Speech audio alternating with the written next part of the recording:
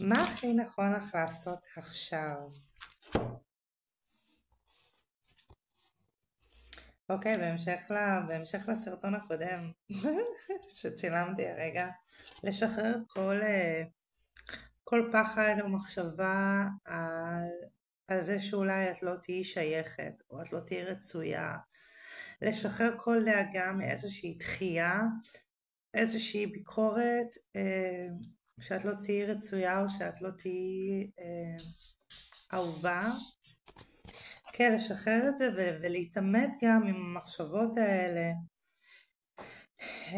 להתעמת יותר נכון עם עצמך, כלומר שכשבאות הדאגות האלה והחששות האלה, את פוגשת אותם, את לא נותנת להם לנצח, ובעצם את מרחיבה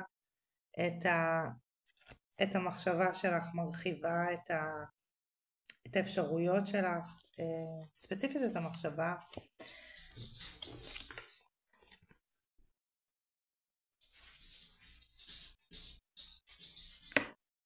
ומשחררת כל סמכות שיש לדאגות האלה, למחשבות האלה, לאמונות האלה עלייך.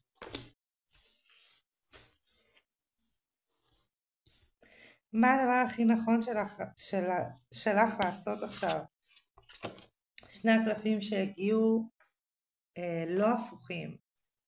זה expand, שזה בעצם להתרחב, להרחיב, והשני זה confrontation, שזה בעצם להתעמת.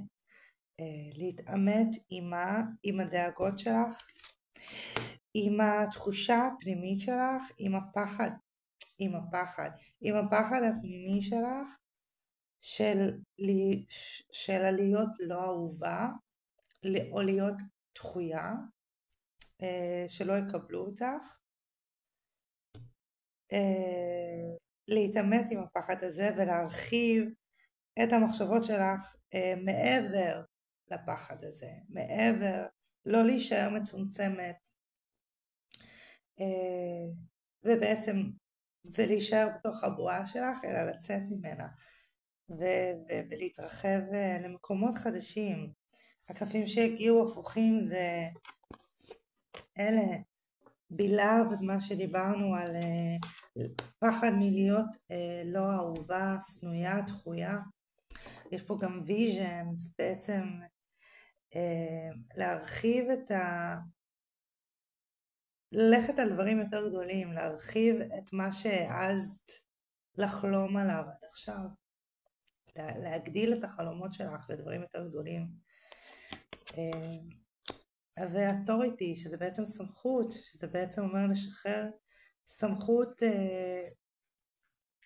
כי את היחידה שמחליטה פה, את היחידה שמנהלת את עצמך ואיך שהחיים שלך ייראו. אין לאף אחד אחר סמכות עלייך, אין לאנשים אחרים סמכות להחליט אם את תצליחי או לא, רק את יכולה להחליט את זה. אל תתני לדברים האלה לשמור אותך בבועה ולהקטין אותך.